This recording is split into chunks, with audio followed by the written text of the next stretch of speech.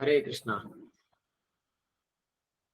ओमज्ञानतिमिरन्धस्य ज्ञानाञ्जनशलाकया चक्षुरुन्मिलितं येन तस्मै श्रीगुरवे नमः। नमो विष्णुपादाय कृष्णप्रेष्ठाय भूतले श्रीमते भक्तिवेदान्त स्वामिनिति नामिने। नमस्ते सारस्वते देवे गौरवाणी प्रचारिणे निर्विशेष शून्यवादी पाश्चात्य देशतारिणे। जय श्री कृष्ण चैतन्य प्रभु नित्यानंद श्री अद्वैत गदाधर श्रीवासादि गौर भक्तवृंद। हरे कृष्णा कृष्ण कृष्ण हरे हरे, हरे राम राम राम हरे हरे। हरे कृष्णा। आप सभी का बहुत बहुत स्वागत हमारे रेगुलर भागवतम रीडिंग में। तो कुछ एक दो हफ्ते से अपनी क्लास नहीं हो पाई है जन्माष्टमी के अवसर पर, और सबसे पहले आप सबको बहुत बधाइयाँ। हम सब ने मिल करके बहुत बढ़िया से जन्माष्टमी सेलिब्रेट किया। तो मुझे लगभग 4 बार इस सेलिब्रेट करने का मौका मिला। कल हमारी चौथी जन्माष्टमी थी उल्लासनगर में, और तो ये अतुल पूरी ताली बजा रहे, थैंक यू। बट ये शरीर के लिए बहुत टायरिंग था, और पूरा हफ्ता जो है बहुत बहुत मेहनत से गया है। But anyhow now we are back. हम और आगे एक और प्रोग्राम के और आगे बढ़ रहे हैं, जो मैं एंड में बताऊंगा इसके। और अभी हम जो है अपना रेगुलर भागवतम रीडिंग स्टार्ट करते हैं जिसमें हम एक बहुत इंटरेस्टिंग टॉपिक पे चल रहे हैं डिस्कशन, जहां अश्वत्थामा को अर्जुन ने पकड़ लिया है। अश्वत्थामा ने अर्जुन से बचने के लिए, पहली तो अश्वत्थामा ने महाभारत युद्ध के बाद द्रौपदी के 5 सोए पुत्रों को उनका गला काट दिया था, और फिर वो जो जा करके उनके सिर को जब लेके गया दुर्योधन के पास, तो दुर्योधन ने जब उनके सिर को एकदम पिचका के देखा तो उन्होंने कहा कि मूर्ख, ये जो है ये पांडव नहीं है, ये पांडव के पुत्र है। तो वो बड़ा नाराज हुआ, और जब द्रौपदी को पता चला, अर्जुन को पता चला, तो अर्जुन ने कहा कि मैं इसका प्रतिशोध लूंगा और इसका सिर काट के मैं लाऊंगा, और जब तुम द्रौपदी इसके सिर पर खड़े होकर के अपने बाल को इसके खून से रंगोगे, तब मैं जो है मुझे शांति मिलेगी। तो ये सब क्षत्रिय स्पिरिट है, सुनने में बड़ा भयंकर लगता है, लेकिन क्षत्रिय का यही भाव होता है। तो फिर अर्जुन जाते हैं, अश्वत्थामा से युद्ध होता है। अश्वत्थामा ब्रह्मास्त्र छोड़ता है डर के मारे, लेकिन उसको छोड़ना था ब्रह्मास्त्र, बट वापस ले नहीं आता था। तो भगवान ने अर्जुन को कहा कि तुम एक ब्रह्मास्त्र छोड़ो और तुम दोनों को रिट्रैक्ट कर लो।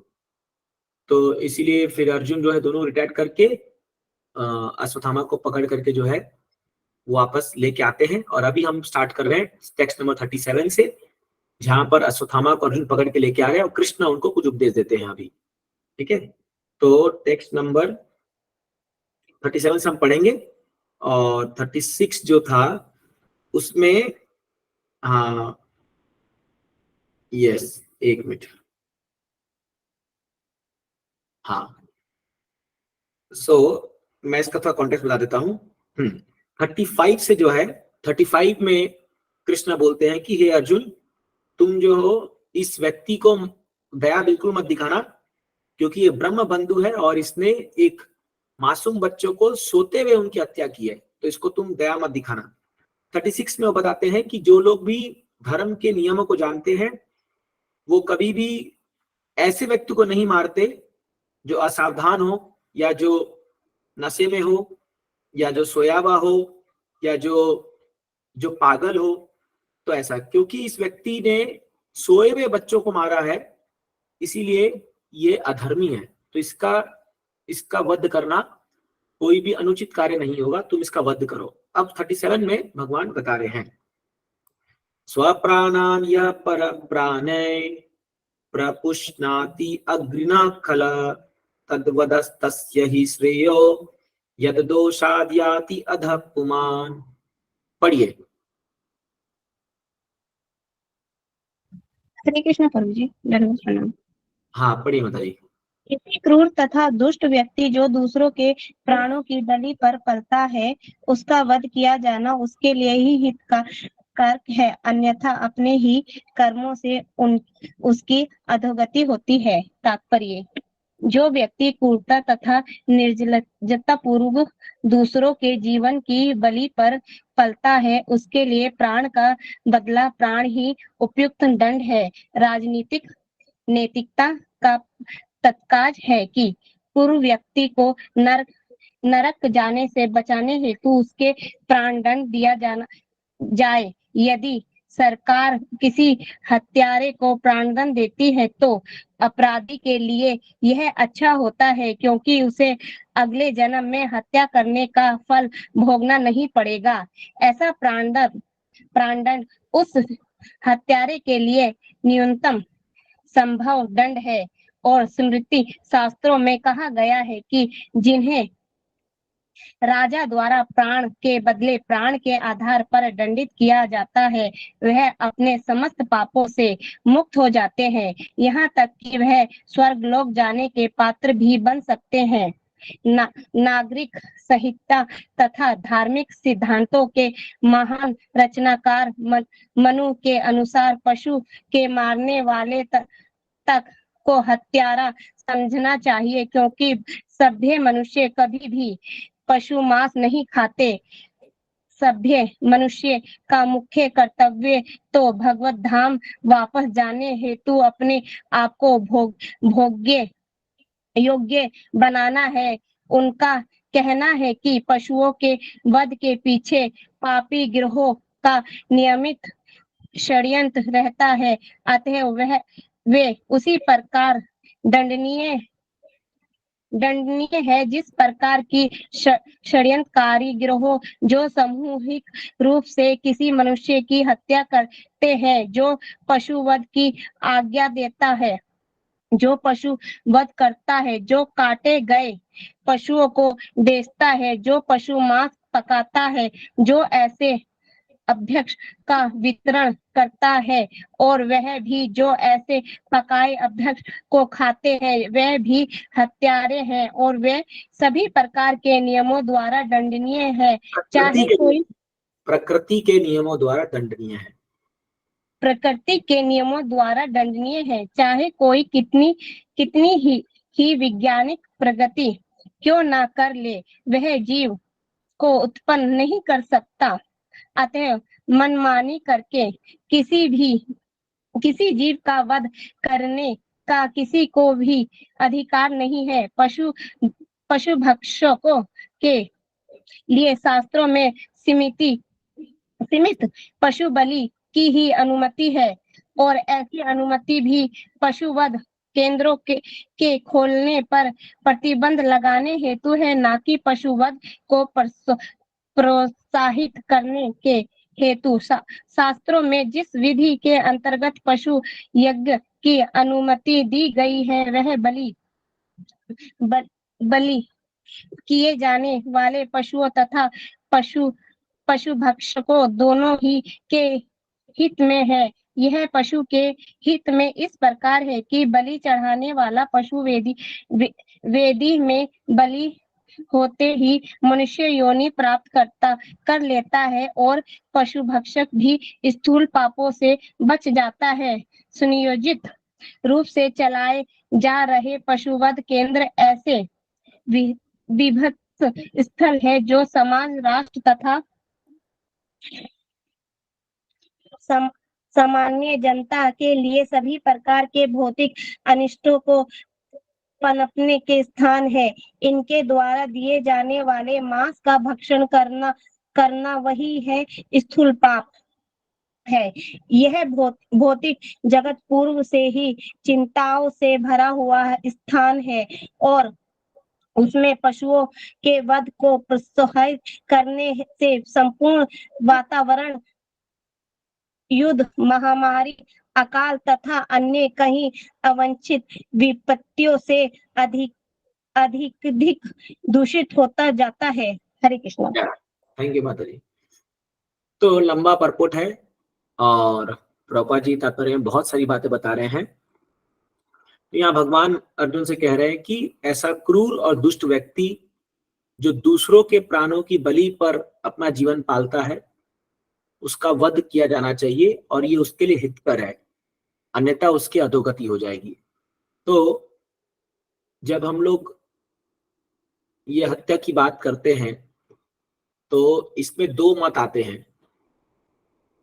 तो अभी ये जो विषय चल रहा है, ये बहुत ही कंट्रोवर्शियल रहेगा, इसमें अलग अलग मत आ सकते हैं। कुछ लोग का कहना है कि भाई नहीं, हमें दयावान होना चाहिए, हमें लोगों को तकलीफ नहीं देना चाहिए, चाहे कोई कितना ही हमारे साथ आ, गलत क्यों ना करे, हमें सहनशील होना चाहिए। अच्छी बात है।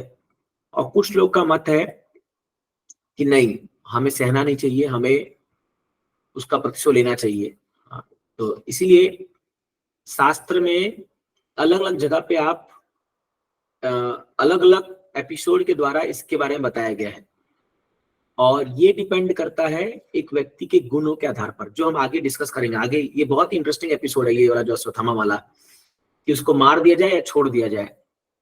तो यहाँ पर प्रभुपाद जी बता रहे हैं कि मनु संहिता के अनुसार जो व्यक्ति किसी का वध करता है उसका वध करना बहुत जरूरी है। इसलिए पहले वैदिक काल में अगर किसी ने किसी की हत्या की है तो उसको बीच बाजार में ला करके सूली में चढ़ाते थे। सूली में चढ़ाने का मतलब था कि सूली जो होती थी वो एक ऐसे नोक के समान एक लोहा का या ऐसा पत्थर का बना होता था, और उसके शरीर को उसको बीच में बैठा के फाड़ देते थे पूरा। बहुत ही दर्दनाक मृत्यु होता था, बहुत दर्दनाक, इसको सूली बोलते थे।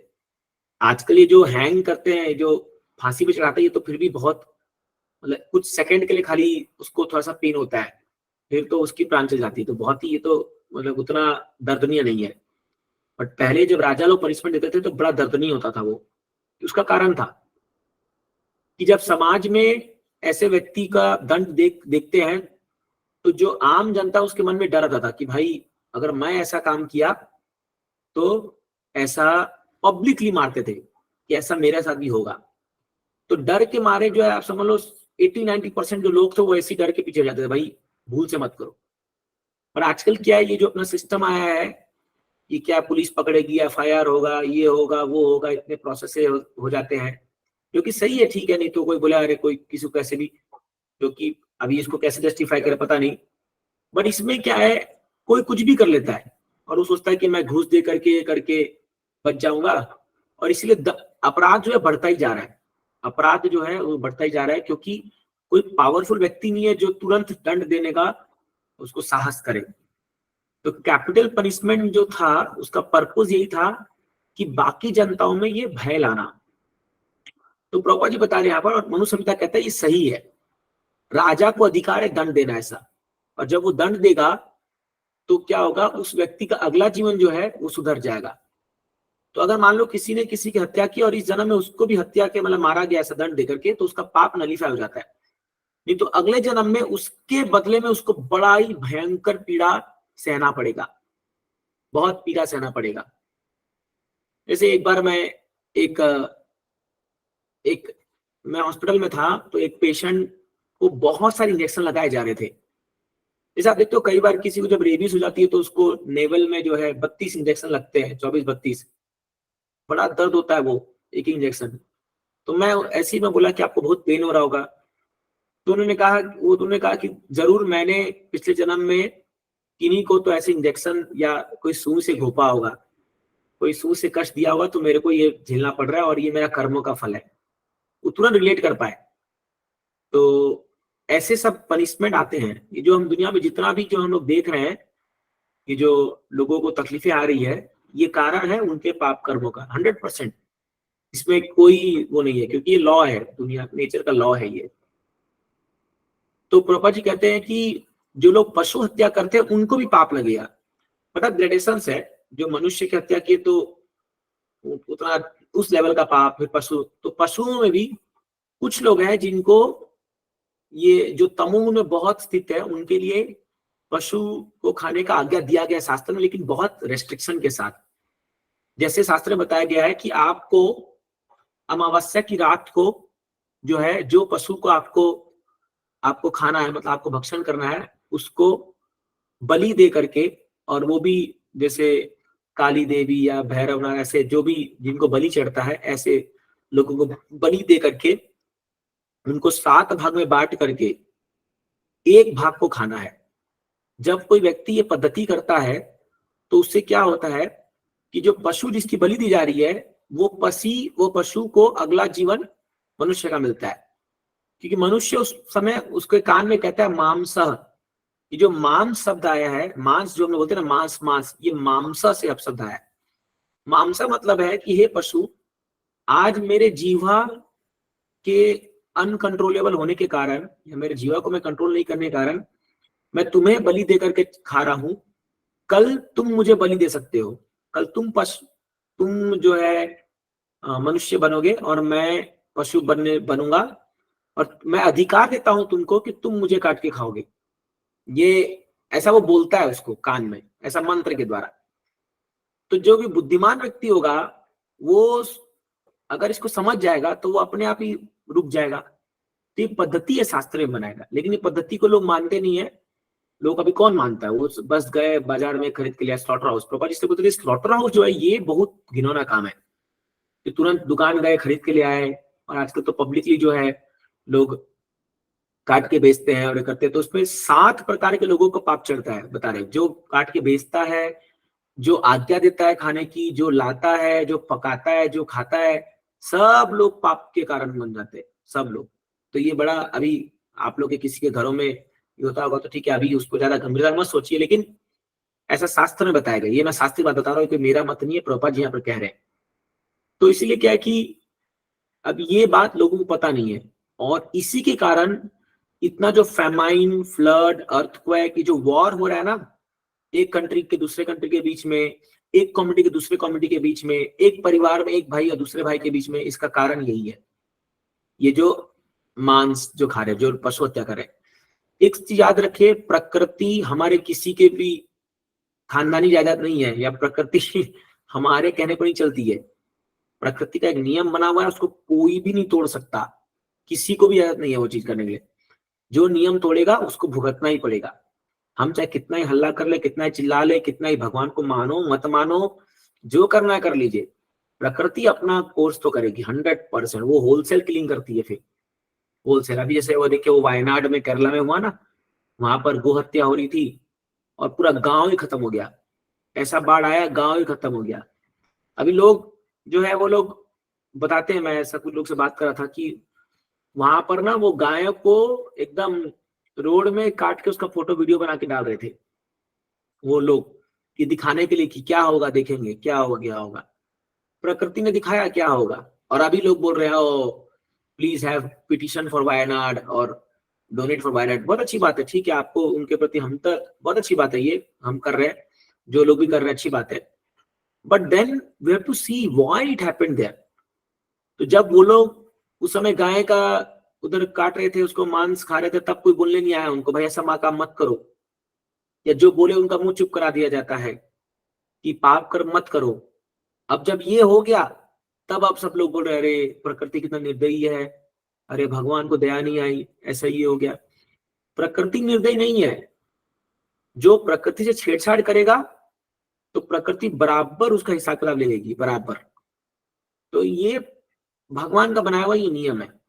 तो इसलिए प्रभुपाद जी यहाँ बता रहे हैं कि ये जो किलिंग वाला जो चीज है, ये अगर कोई व्यक्ति आतताई है, जिसने किसी का वध किया है या वध करने के लिए जा भी रहा है, तो उसको मारना जो है कोई गलत काम नहीं है, उसका वध करना। ऑफ कोर्स ये हमारे लॉ के अंदर नहीं है, क्योंकि अभी जो है लॉ पूरा अलग है, इंडियन पेनल कोड अलग सिस्टम है यहाँ पर जो भी है, बट ये ही ये शास्त्रों का मत है।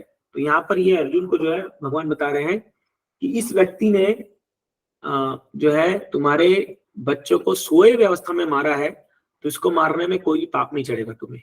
ठीक है, आगे बढ़ते। नेक्स्ट 38।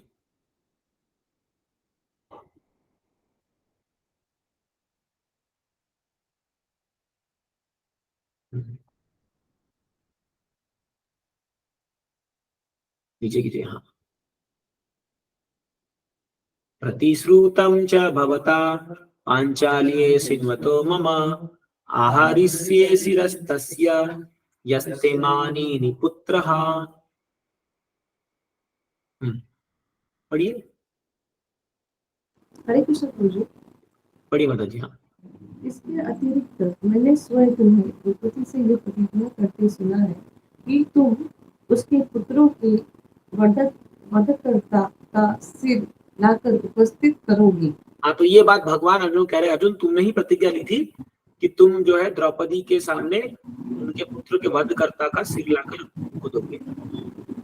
तदसवध्यतां पाप आततायात्म बंधुहा तुश्च विप्रयं वीर कृतवान कुलपांसना। कंटिन्यू। यह आदमी तुम्हारे ही कुल के सदस्यों का हत्यारा तथा वधकर्ता आतताई है। यही नहीं, उसने अपने स्वामी को भी असंतुष्ट किया है। वह अपने कुल की राख कुलांगार है। तुम तत्काल इसका वध कर दो। तात्पर्य, द्रोणाचार्य के पुत्र को यहाँ पर कुलांगार कहा गया है। द्रोणाचार्य के नाम का अत्यधिक सम्मान था। यद्यपि वे शत्रु पक्ष में चले गए थे, फिर भी सारे पांडव उनका सम्मान करते थे और अर्जुन ने तो युद्ध आरंभ होने के पूर्व उन्हें नमस्कार किया था। ऐसा करने में कोई खराबी नहीं थी, लेकिन द्रोणाचार्य के पुत्र ने ऐसा कृत्य करके अपने को पतित बना लिया था, जिसे द्विज द्वारा कभी नहीं किया जाता।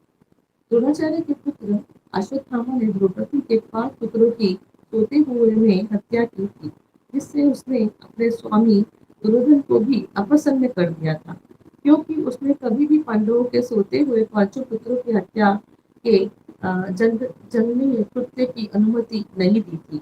इसका अर्थ यह हुआ कि वह अर्जुन के ही कुटुंबियों का वधकर्ता बन गया, अतएव वह अर्जुन द्वारा दंडनीय था।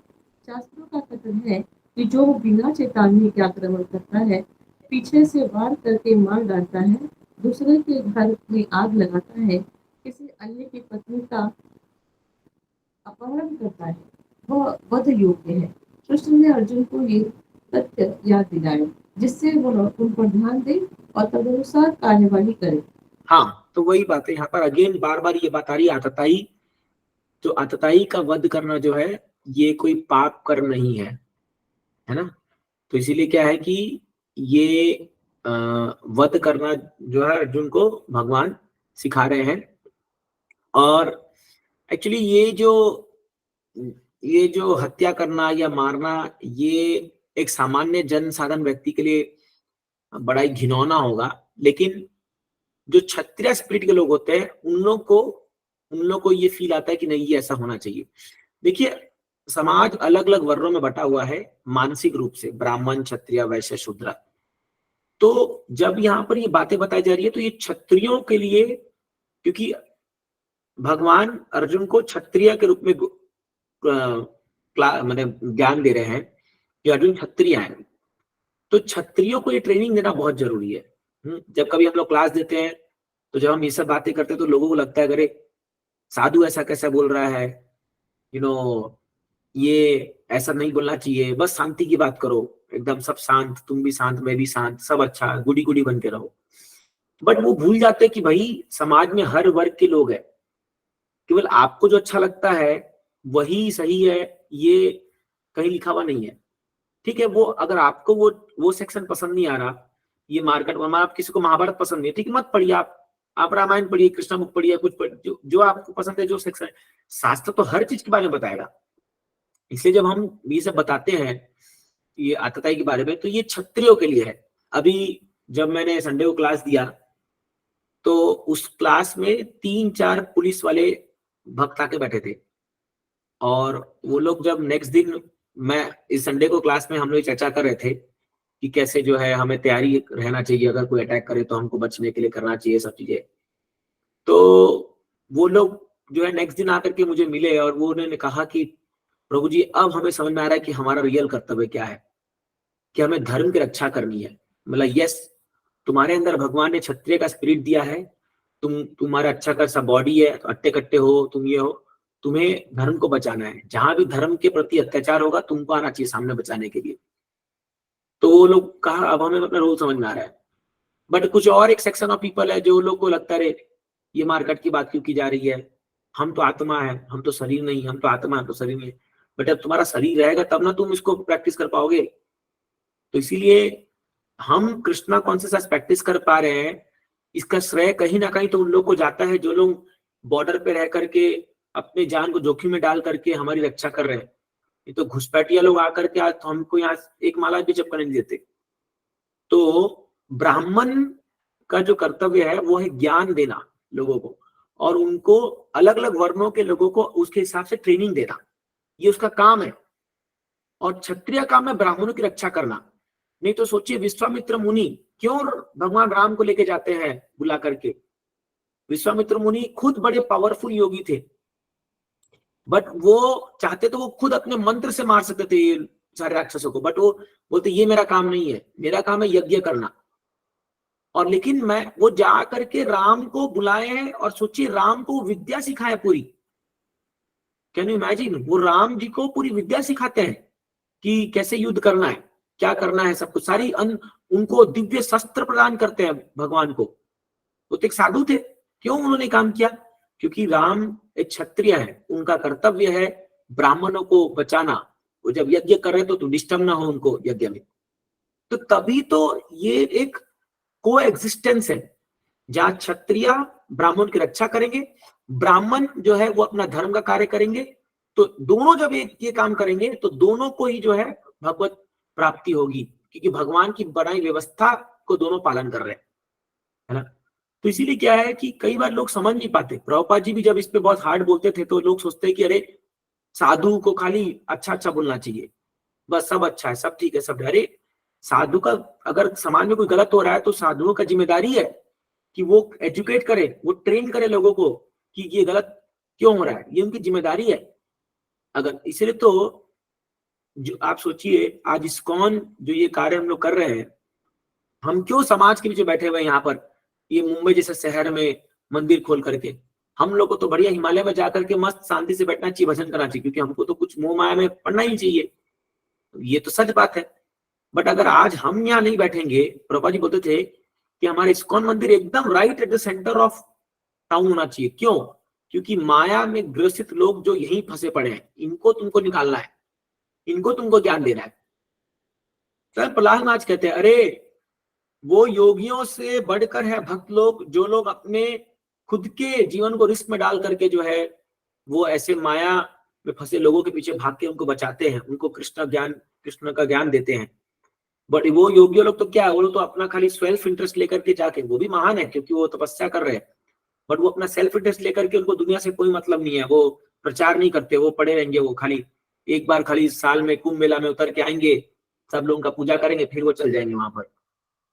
उनसे बढ़कर वो भक्त लोग हैं जो लोग माया के बीच में रह करके जो है सभी बद्ध जीवात्माओं के उद्धार का वो लोग प्रयास कर रहे हैं। तो जब वो माया के बीच में रहेंगे तो माया के जो समस्या आएगी उनको सॉल्व करना भी उनका कर्तव्य है, उनको सिखाना पड़ेगा वो चीजों को। तो इसलिए जिनको प्रॉपर अंडरस्टैंडिंग नहीं है, वो लोग को क्या लगता है कि अरे ये मार्केट की बात क्यों हो रही है, ये क्यों हो रही है। बट ये उन लोगों के लिए जरूरी है जो क्षत्रिय स्पिरिट के हैं, उनको ट्रेनिंग बहुत जरूरी है, उनको ज्ञान होना चाहिए कि क्या करना चाहिए हमको, क्या नहीं करना चाहिए हमको। ये शास्त्र का नॉलेज है। तो अभी क्या हुआ है कलयुग में, सारा जो ये चारों वर्ण जो पूरा अस्त व्यस्त हो गया है, पूरा अभी कोई डिफाइन नहीं कर पाता कौन क्षत्रिय है कौन ये। इसलिए जब इन जनरल बात करते तो कुछ ऐसे लोग जरूर होंगे जिनके अंदर स्पिरिट जागेगा और वो लोग जो है अपने धर्म को निभाएंगे और तब उनको सेटिस्फेक्शन मिलेगा। आप समझिए कृष्णा कॉन्शियसनेस का मतलब ये नहीं है कि केवल हर कोई 64 माला जप करके या दिन रात जप करके ही कृष्ण भक्त बन जाए। हर एक प्रकार के लोग है, कोई लोग शास्त्र पढ़ के कृष्ण भक्ति करते हैं, कोई लोग मंदिर का निर्माण करके भक्ति कर रहे हैं, कोई लोग डीटी वर्शिप करके मंदिर का माने भगवान की भक्ति कर रहे हैं। हर एक प्रकार के लोगों के लिए उनके गुण अनुसार सेवाएं बनाई गई है, जिनके अनुसार वो अपने गुण को उस भगवान की सेवा में लगा रहे हैं। Then it becomes a complete ecosystem. Otherwise आप सबको अगर आप एक ही चीज में लगा दोगे तो इट विल नॉट वर्क, ये काम नहीं करेगा। तो इसीलिए इस तो ठीक से समझना चाहिए, तब जाकर के हम एक अच्छे समाज का गठन कर पाएंगे, at least to some level, at least कुछ अपने लेवल पे हम उसका सही चीज गठन कर पाएंगे। अदरवाइज सब चीज जो है पूरा केओस बना रहेगा हमेशा, यहाँ पर इसका कोई सोल्यूशन नहीं है फिर। ठीक है, किसी आपको यहाँ पर मत है, अगर आपको किसी को कुछ कहना है यहाँ पर या कोई प्रश्न है? Fine, I think we should continue. Atul Prabhu ने हाथ उठाया। यस अतुल प्रभु बोलिए। हरे कृष्णा प्रभु जी। प्रभु मैं ये कहना चाहता हूँ, अगर भगवान भागवतम में अगर ऐसा इंस्ट्रक्शन बता रहे तो हमें वो फॉलो करना ही चाहिए, मीन्स 6 का जो डिस्क्रिप्शन आपने दिया है उनका, हाँ अगर मृत्यु डिस्क्राइब किया है तो उसको भगवान का ही एक आदेश मान के इसको एग्जीक्यूट करना चाहिए। हमारा स्पेकुलेशन इसमें कोई काम में नहीं आना चाहिए। That is my opinion. तो भाई हाँ, वो सही है ब्रो जी, लेकिन अभी क्या है कि हम जिस समाज में रह रहे हैं उसकी व्यवस्था को भी देखना पड़ेगा, क्योंकि ये मतलब अभी जैसे क्या है कि हमें अपना जो लॉ सिस्टम है उसको फॉलो करना पड़ेगा। यस, हम ये कर सकते हैं कि एटलीस्ट अपनी रक्षा के लिए तो हम जो सुटेबल चीज है वो हम कर सकते हैं, बट हम इन जनरल लोगों को जो हम सिखा रहे हैं तो उसमें हम ये नहीं बोल सकते जाके हत्या कर दो, मार दो। ये चीज थोड़ा सा लोकली जो लॉ है उसको करके ना चाहिए, प्रभुपाद जी बताते हैं। तो ये आचार्य के निर्देशन में होना चाहिए, ना कि ये जस्ट कैप्रिशियसली अपने मन से आके कर दिया, तो ये अच्छा नहीं है। यस मोनिका माता जी बोलिए। हरे कृष्णा प्रभु जी। प्रभु जी मुझे ये पूछना था, मतलब ये एक चक्र की तरह है इसका मतलब ना, जो मतलब कि जैसे अगर जो भी मतलब हमारे जवान बॉर्डर पे खड़े, अगर वो युद्ध नहीं लड़ेंगे तो हम यहाँ पे भजन नहीं कर पाएंगे, हम भजन नहीं कर पाएंगे तो मतलब ये प्रकृति नहीं चलेगी, शायद ऐसा कुछ है प्रभु जी। हाँ, ये एक इकोसिस्टम है, बट ऑफ कोर्स ये इसमें भी एक चीज है कि मैं अभी रिसेंटली प्रभुपाद जी का एक कन्वर्सेशन पढ़ रहा था, तो उसमें वो बताते थे कि अभी बॉर्डर में भी जो लोग लड़ रहे हैं उनकी चेतना क्या है ये भी डिपेंड करता है। तो अगर वो रियली धर्म की रक्षा के लिए युद्ध कर रहे हैं तब वो क्षत्रिय है। बट अभी लोग वहां क्या है, मतलब ठीक है कि मतलब वहां वो केवल अपने अर्निंग के लिए गए हैं, और वहां वो भी नशे में धूत होकर के और वैसा सब काम कर रहे हैं, मतलब ठीक है वो उनके लिए जरूरी पड़ सकता है, but then it is important they are educated. See एक बात समझिए, धर्म को बचाने के लिए चेतना का बहुत जरूरी होना बहुत जरूरी। जैसे हम कहते हैं ना कि कोई भगवा कपड़ा पहनने का जरूरी नहीं कि वो बड़ा साधु हो जाए। रावण भी भगवा कपड़ा पहन के आया था, बट वो साधु थोड़ी था, क्योंकि चेतना गंदी थी, उसकी उसकी भोग वृत्ति थी सीता मैया के प्रति। तो इसीलिए किस चेतना से वो लोग युद्ध कर रहे हैं उसके आधार पर उनको उनका गंतव्य मिलेगा, समझ आए। तो जी इसलिए जब धर्म की हम बात कहते हैं तो सबसे पहले धर्म के बारे में समझिए। वो शास्त्र कहता है धर्मम तो साक्षात भगवत प्रणीत, जो भगवान की आज्ञा से काम किया जा रहा है वही धर्म है। तो इसीलिए जो भी ये सैनिक लोग हैं, जो भी ये अगर मान लो गीता पढ़ करके अपने आप को रियली क्षत्रिय के स्पिरिट में एक धर्म के भक्तों की रक्षा के लिए कुछ कार्य करें, तब उनको वैसा गंतव्य मिलेगा। पर यानी आजकल आप ये बात बोलने जाओगे तो लोग बोलेंगे अरे ये क्या है धर्म, लेकिन ऐसे कई है। इवन आपको बता दूं कि हमारे कई भक्त हैं जो लोग बॉर्डर पे सैनिक लोग हैं, जो डिवोटी हैं, जो लोग गीता पढ़ते हैं। जो इनफैक्ट अभी कुछ दिन पहले एक एक एक डिवोटी आए थे पुणे में, तो वो ब्रिगेडियर थे, वो मतलब वो बोले, वो उन्होंने बोले कई युद्ध, मैंने कारगिल युद्ध भी लड़ा है बोले उन्होंने। तो बोले कि अभी लेकिन जब मैं गीता पढ़ के मैं समझ रहा हूँ कि मेरा रियल रोल क्या है, तो वो कुछ भी ये सब गलत काम नहीं करते, मतलब जैसे वहां पर शराब पीना, मांस खाना, ये सब करना नहीं करते, और एकदम अपने मतलब उस भाव से वो लड़ रहे हैं कि आई एम प्रोटेक्टिंग डिवोटीज। तो उनको वैसा गंतव्य मिलेगा जैसा चेतना वो रखेंगे, तो देन इट्स जी इकोसिस्टम, ये करेक्ट है। जी प्रभु जी, फाइन, हरे कृष्ण। ओके, चले आगे बढ़े। हाँ नवनाथ प्रभु बोलिए। हरे कृष्ण प्रभु जी। हाँ अभी स्टार्टिंग में आपने बोला कि अगर ऐसे व्यक्ति को मृत्यु दंड दिया जाता है तो उसकी आगे जाके प्रगति होती है नेक्स्ट लाइफ में। हाँ, तो फिर ऐसा नहीं क्या, मतलब वो सस्ते में निपट गया, मतलब वक्त लोग इधर बहुत तकलीफ में जिंदगी जीते हैं और ये होते हैं, और फिर उसको एक ही इसमें ऐसा प्रमोशन टाइप होता है, मतलब ये नहीं, बात को थोड़ा सा बोले करो। आप, ठीक है, जो नेक्स्ट लाइफ में उनको प्रमोशन होता है, नेक्स्ट फिर क्या बोले आप, भक्त लोग। मतलब वक्त लोगों को तकलीफ होता है उनकी लाइफ में, ऐसा लगा मुझे इस सेंटेंस पे नहीं इसमें। नहीं नहीं नहीं, नहीं, नहीं, ये क्या बताया गया है कि जो लोग आतताई है, जिन्होंने किसी की हत्या की है, तो अगर उनको अभी हत्या दंड मिलेगा, मृत्यु दंड मिलेगा, तो नेक्स्ट लाइफ में ये उनका जो पाप है वो नलीफाई हो जाएगा। मतलब वो पाप जो है उनको वापस से सताएगा नहीं, क्योंकि उनको उनके दंड का पनिशमेंट मिल चुका है।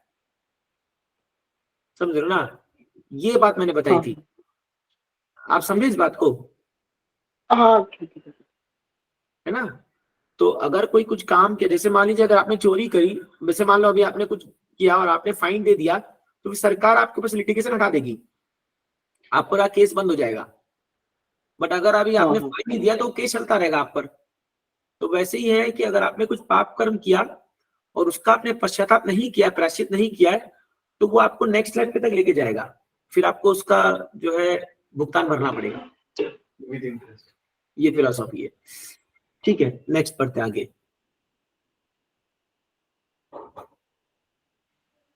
सूत उवाच एवं परीक्षिता धर्मा पार्थ कृष्णेन चोदितः नैच्छदन्तुं गुरुसुतं यद्यप्यात्महं महान्। पढ़िए। हरे कृष्णा। हाँ पढ़िए। सूत गोस्वामी ने कहा, यद्यपि धर्म में अर्जुन की परीक्षा लेते हुए भगवान श्री कृष्ण ने उसे द्रोणाचार्य के पुत्र का वध करने हेतु प्रोत्साहित किया, लेकिन महात्मा अर्जुन को यह विचार नहीं भाया। यद्यपि अश्वत्थामा अर्जुन के ही कुटुंबियों का नृशंस हत्यारा था। तात्पर्य श्रील प्रभुपाद की जय।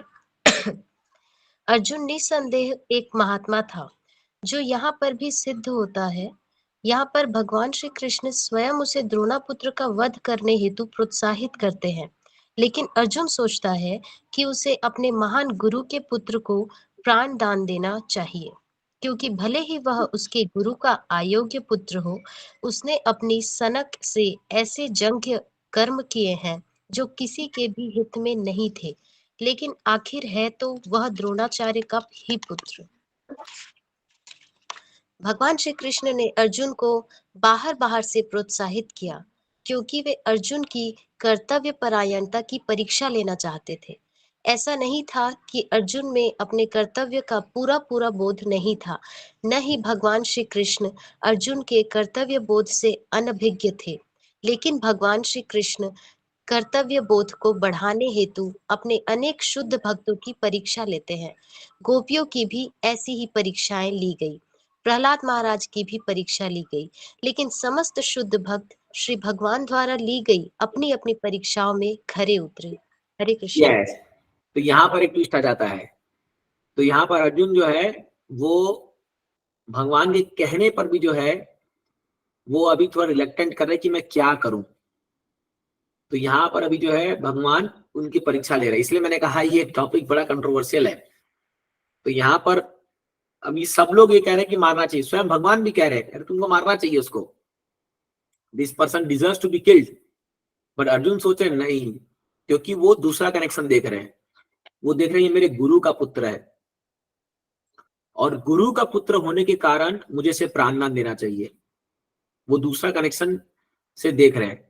तो अब यहाँ पर भगवान जो है उनके सामने एक परीक्षा हेतु ये सिचुएशन खड़ा कर दिया, बताओ अर्जुन तुम क्या करोगे, धर्म क्या है। इसीलिए बोला गया है धर्मम तु निहितम घुआय, बहुत कॉन्फिडेंशियल है धर्म, क्या करे क्या ना करे बहुत मुश्किल है। इसीलिए शास्त्र कहता है महाजनों ये न गता सपंता, जो महाजनों ने किया है उसको फॉलो करो, दैट मीन्स गुरु को फॉलो करो, दैट इज धर्म, दैट इज द रियल धर्म। एक्चुअली हम इसको और आगे पढ़ेंगे ताकि और चीजें क्लियर होंगी। अभी ये तो और सब्सिक्वेंट श्लोका से कुछ 8-10 श्लोका धीरे धीरे पढ़ेंगे तो और चीजें क्लियर होगी, तो डिस्कस करेंगे। नेक्स्ट पढ़ते हैं हम लोग। टेक्स्ट 41। अथोपेत्य शशि वीरम गोविंद प्रिय सारथी न्यवेद्य तम प्रियाये सोचयन्त्य आत्मजानतान्। पढ़िए।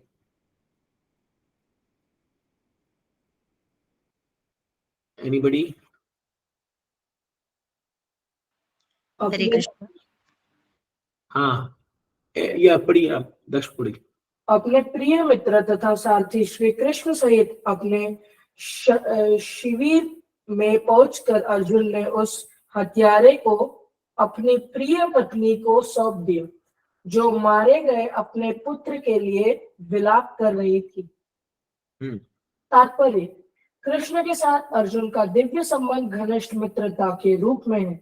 भगवद गीता में भगवान ने स्वयं अर्जुन को अपना प्रियतम सखा कहा है।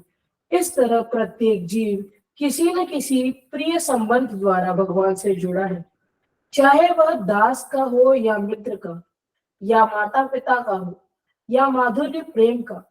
भक्तियों के विधि द्वारा प्रत्येक व्यक्ति को आध्यात्मिक जगत में भगवान का सानिध्य प्राप्त हो सकता है, अगर वह ऐसी इच्छा रखता है और उसके लिए निष्ठापूर्वक प्रयत्न करता है। हाँ, तो यहाँ पर जो है भगवान का जो संबंध है वो बता रहे हैं, प्रिय मित्र। अभी देखिए भगवान जो है वो अपने शुद्ध भक्तों को ही जो है ऐसे घंघोर परीक्षा में डालते हैं।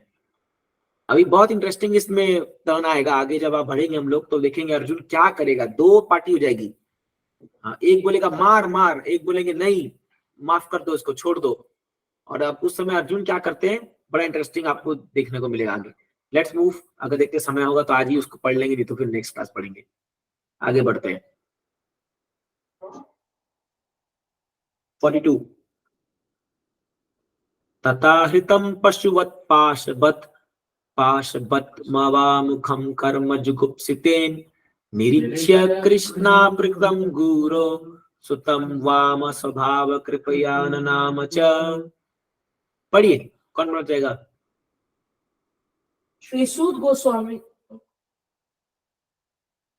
गोस्वामी ने कहा, तब द्रौपदी ने अश्वत्थामा को देखा जो पशु की भांति रस्सियों से बंधा था और अत्यंत घृणित हत्या का कृत्य करने के कारण चुप था। अपने स्त्री स्वभावश तथा स्वभाव से उत्तम एवं भद्र होने के कारण उसने ब्राह्मण के रूप में उसके प्रति सम्मान व्यक्त किया। तात्पर्य, अश्वत्थामा की भर्त्सना स्वयं भगवान कर चुके थे और अर्जुन ने उसके साथ ब्राह्मण या गुरु पुत्र के समान नहीं, अपितु अपराधी जैसे बर्ताव किया था। लेकिन जब उसे श्रीमती द्रौपदी के समक्ष लाया गया तो अपने पुत्र की हत्या से यद्यपि वह संतप्त थी और हत्यारा उसके समक्ष था, किंतु वह ब्राह्मण या ब्राह्मण के पुत्र को सामान्य रूप से दिए जाने वाले सम्मान से उसे वंचित नहीं कर सकी। यह द्रौपदी के मृदुल नारी स्वभाव के कारण था। स्त्री जाति बालकों के समान होती है, अतः उसमें पुरुष की तरह भेदाभेद शक्ति नहीं होती। अश्वत्थामा ने अपने आप को द्रोणाचार्य या ब्राह्मण पुत्र रूप में अयोग्य सिद्ध कर दिया था और इस कारण से भगवान कृष्ण जैसे सर्वश्रेष्ठ प्रामाणिक प्राधिकारी ने उसकी भर्त्सना की थी। लेकिन एक मृदु स्त्री ब्राह्मण के प्रति अपने स्वाभाविक सौजन्य को नहीं त्याग पाई। आज भी हिंदू परिवार में नारियां ब्राह्मण के प्रति समुचित आदर प्रदर्शित करती है, चाहे वह कितना ही पतित और नृशंस ब्रह्मबंधु क्यों न हो। लेकिन अब पुरुष वर्ग ऐसे ब्रह्मबंधु के प्रति विरोध करने लगे हैं, जो उत्तम ब्राह्मण कुलों में उत्पन्न तो होते हैं, लेकिन जिनके कार्य शूद्रों से भी घटकर होते हैं। इस श्लोक में एक विशिष्ट शब्द वाम स्वभाव प्रयुक्त हुआ है, जिसका अर्थ है स्वभाव से मृदु तथा भद्र। भद्र पुरुष या स्त्री कोई भी बात सरलता से स्वीकार कर लेते हैं, लेकिन औसत बुद्धि का पुरुष ऐसा नहीं कर पाता। लेकिन हमें भद्र बनने के उद्देश्य से अपनी तर्क तथा विवेक शक्ति नहीं खो देनी चाहिए। मनुष्य में किसी भी बात का उसके गुणों के अनुसार निर्णय करने के लिए अच्छी विवेक शक्ति होना चाहिए।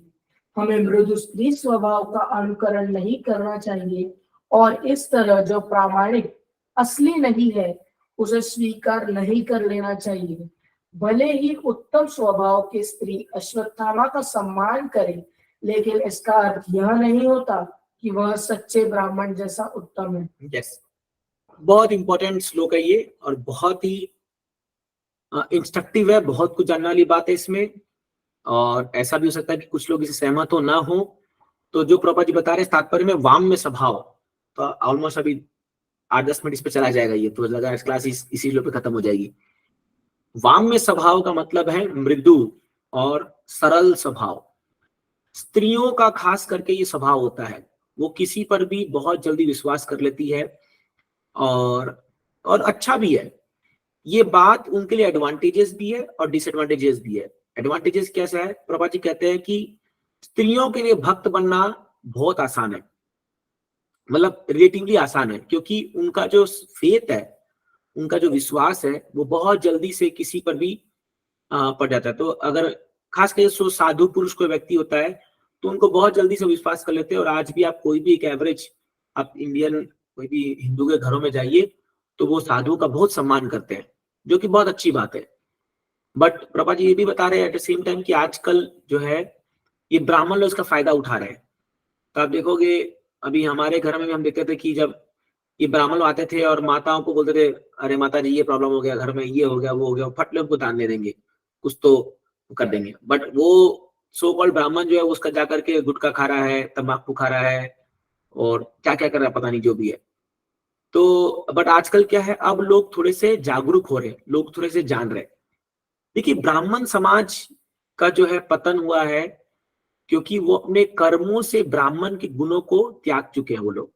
अब उनको समझ में आ गया कि भाई पैसा लेने का, कमाने का बहुत अच्छा तरीका क्या है कि जो है थोड़ा अपना ब्रह्मत्व को दिखा दो, थोड़ा बहुत मंत्र मंत्र फूक दो, वो कर दो और लोग जो है इजीली माने इतने वो आगे की नहीं मानेंगे। एक ब्राह्मण है हमारे गांव में, वो रहता है, मैं हमारे गांव के शहर है वो भी, तो उसमें उसके 5 फ्लैट बने हुए हैं। वो बाइक में घूमता रहेगा और वो खाली करोड़पति व्यक्ति के घर जाता है। वो जैसे मान लीजिए अभी दिवाली आएगी तो हमारे कम्युनिटी में दिवाली में बहुत पैसा खर्चा करते हैं। तो वो ना, अगर आपको उसका बुकिंग चाहिए ना तो आपको उसका टाइम लेने के लिए आपको एडवांस पेमेंट करना पड़ेगा, पहले 21,000 25,000 कुछ ये, क्योंकि वो खाली जो सारे बहुत रिच क्लास के पीपल है उनको पकड़ेगा और वो वहीं जा करके जो है उन लोग का ही पूजा पाठ करेगा क्योंकि अच्छा दक्षिणा मिलेगा और उससे करके वो अपना वो बना है। तो इससे क्या होता है समाज में, एक वो अपने ब्रह्मत्व जो उसका एक्चुअल काम है उसको खो दिया। वो उसका एक्चुअल काम है ज्ञान देना, लोगों को एलिवेट करना, चेतना को एलिवेट करना। तो वो भी एक बिजनेस बन जाता है फिर ये चीजें। अब आप कह सकते हैं कहीं ना कहीं ये सब लोग देखिए जो लोग ये कर रहे हैं वो अपने ब्राह्मण के गुण को खो रहे हैं। तो इसलिए क्या है कि धन की आवश्यकता सबको है, बट एटलीस्ट अपना काम तो करे प्रॉपर। कोई बात नहीं, दक्षिणा दे रहा बहुत अच्छी बात है, बट एटलीस्ट उसको वो ज्ञान तो देना चाहिए। तो अब क्या होता है, ये लोग जनरली ऐसे स्त्रियों को ही पकड़ते हैं, वाम में स्वभाव के लोग हैं। और जो लोग सोचते रहे ब्राह्मण को कुछ दान दे दो तो बहुत अच्छा, हमारे घर का बहुत अच्छा हो जाएगा, ये अच्छा हो जाएगा, बहुत अच्छी बात है, ये होना भी चाहिए। बट कभी कभी इसका गलत उपयोग भी किया जा सकता है, इसके डिसएडवांटेजेस भी है ये।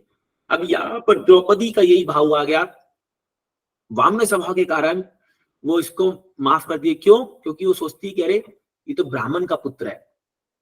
बट शास्त्र में बताया गया कि ब्राह्मण अपने कर्मों से नियुक्त होता है, गुण और कर्मों से, न कि केवल बाहरी रूप से वो किसी ब्राह्मण घर में जन्म ले या वो जो है ब्राह्मण का वेशभूषा धारण कर ले, तो वो ब्राह्मण नहीं कहला सकता वो फिर। तो उसके काम जो है वो ब्राह्मण के होने चाहिए। बट यहाँ पर अश्वत्थामा ने इतना गंदा काम किया है कि एक सोए हुए बच्चों का उसने हत्या की है। ये ब्राह्मण का गुण हो ही नहीं सकता कभी भी। ब्राह्मण का पुत्र होता है वो, बट वो ब्राह्मण नहीं कह सकता, इसलिए उसको कहा गया ब्रह्म बंधु, ब्राह्मण के समान है, बट वो ब्राह्मण नहीं बन सकता। इसलिए जो है प्रभुपाद जी यहाँ बताते हैं, प्रभुपाद जी यहाँ पर बता रहे हैं कि ये जो वाम्य स्वभाव का जो गुण है, ये स्त्रियों को अपने जो सूक्ष्म रूप से जो उनके हृदय में भगवान पर भक्ति है उसमें लगाना चाहिए। इसलिए यहाँ सभी माताओं के लिए इंस्ट्रक्शन यहाँ पर यह है कि आप अपने इमोशंस को भगवान में लगाइए। यहाँ पर मैं आपको बहुत इंपॉर्टेंट बात बताना चाह रहा हूँ। इसीलिए प्रभुपाद जी बताते थे कि women should not be independent.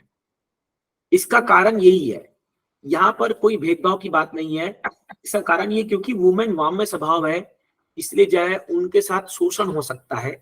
और समाज में आप देख रहे हो ये आए दिन आपको किस्से सुनने को मिल रहे हैं, क्योंकि उनकी जो शक्ति दी गई है। व्हेन वी टेल, कभी भी आप प्रभुपाद जी की बुक से पढ़ते हो कि women are less intelligent, Prabhupada ji ये नहीं कह रहे कि बुद्धि से कम है या वो है, नहीं तो आप सोचिए आज आप देखिए कोई भी परीक्षा पकड़ लीजिए, उसमें टॉप 3 आपको मोस्टली गर्ल्स मिलेंगे, चाहे यूपीएससी हो, चाहे वो NIT हो, ये IIT का एग्जाम हो, जो भी हो, गर्ल्स एकदम टॉप पे। दैट डजंट मीन कि उनका ब्रेन मेधा शक्ति नहीं, वो नहीं है। जब वहां पर प्रभुपाद जी बता रहे ये बात कि वुमेन लेस, उसका मतलब ये है कि वो इमोशनली गलीबल है, उनको कोई भी, और वो प्रभुपाद जी वहां पर इसी वर्ष को लेके बात कर रहे हैं, ये वाम में स्वभाव के कारण, because they are emotionally vulnerable. मतलब कोई भी उनको इमोशनली वो बहकावे में आके कुछ भी करा सकता है, कोई भी काम करा सकता है ना। तो इसलिए ये उनका संरक्षण होना बहुत जरूरी है, बहुत जरूरी है। कोई एक रैशनल आदमी जो कड़े डिसीजन ले पाए, ये बहुत जरूरी है। क्या वुमेन जो है उनको कड़े डिसीजन लेने में टाइम लगता है, वो तुरंत पिघल जाते हैं। No, they can't take hard decision, bold decisions, but man can take bold decisions, क्योंकि उनका हृदय थोड़ा कड़ा रहता है। आप एक सिंपल एग्जांपल आप देख लीजिए, किसी घर में जब कोई मृत्यु होती है, आप देखिए वहां माताओं का हाल देखिए। आप इन जनरल में बता रहा हूं, सब में भी स्ट्रॉन्ग लेडीज ऑल्सो, बट आप देखिए वहां माता लोगों केवल विलाप करना शुरू कर देगी, अरे वो ये हो गया, वो हो गया। इसीलिए माताओं को शमशान घाट ले जाया जाता। अगर आप हिंदू कल्चर में देखोगे, माताओं को कभी भी, आजकल तो वो भी ले जाते हैं, ये गलत है, लेकिन माताओं को शमशान घाट नहीं लिया जाता। हम तो आप जब भी हमारे घर में देखें, वो घर के दहलीज तक रहती है, घर के दहलीज के बाहर उन्हें निकलते, फिर सब पुरुष लोग उनको लेके जाते, सब करते। क्यों? Because their heart is soft, they can't do that rituals and activities very, क्योंकि अभी घर का कोई व्यक्ति मरा है तो उनको से वो काम ही नहीं हो पाएगा।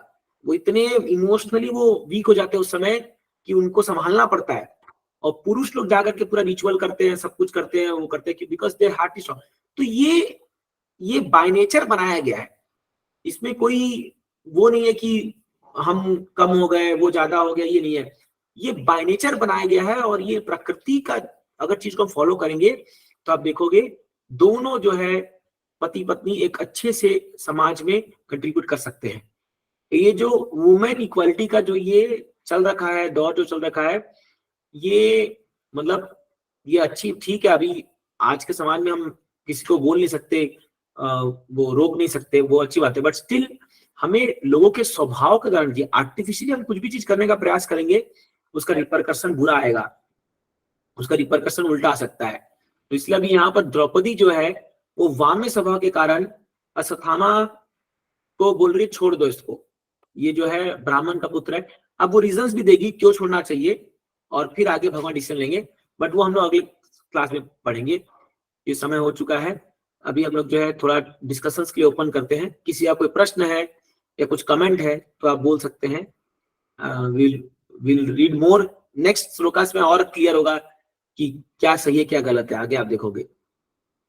यस, तो अगर किसी को कुछ प्रश्न है या कुछ आपको कमेंट देना है तो आप बोल सकते हैं। हरे कृष्णा।